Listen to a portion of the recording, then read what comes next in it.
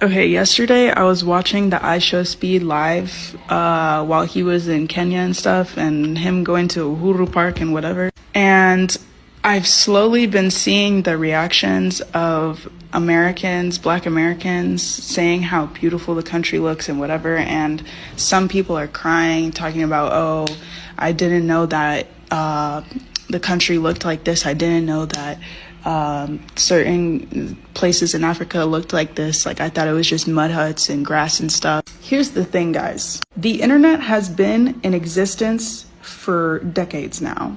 And I honestly don't like when all of these people, especially in America, all of y'all are talking about, oh, I didn't know.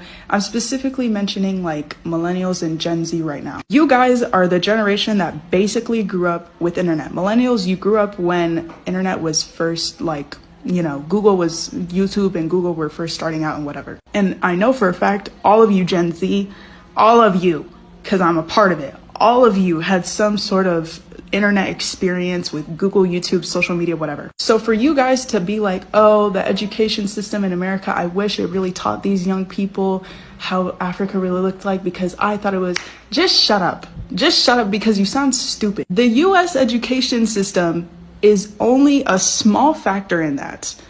You already have the internet and free will. So you yourself as a Black American, you can look up what these countries actually look like instead of saying, oh, I wish they taught me that in school. You can teach yourself. And the other thing is, some of y'all are saying to these other people, to these Africans or just Americans or people like who are saying y'all could have done that research yourself. And you're like, no, like that, like just let them have their moment. And I'm not going to let y'all have your moment.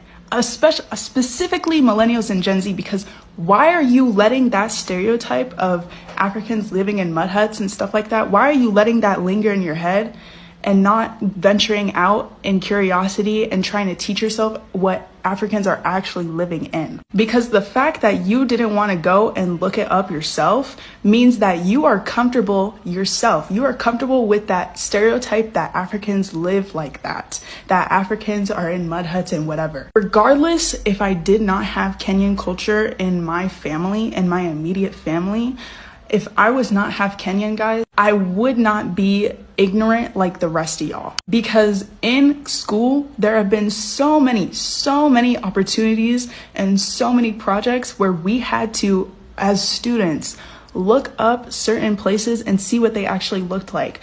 And I've done several projects where it was like something to do with Kenya or whatever, and I've been able to pull up specific photos of what certain areas look like just using Google, guys. So with the continuation of Speed's African tour, I really hope to God, I really hope that some of y'all stop acting stupid and just do your own freaking research without having to watch this guy go around and enjoy his ancestry and meet all these other people. Because even though what Ishowspeed is doing is a beautiful thing, and I really like it, I really like what he's doing, the reactions from certain Black Americans is very dramatic. And I honestly think that some of y'all are just ignorant and not wanting to actually learn what Africa looks like. Because here's the thing, if Ishowspeed wasn't doing this tour, you would still think Africans live in mud huts.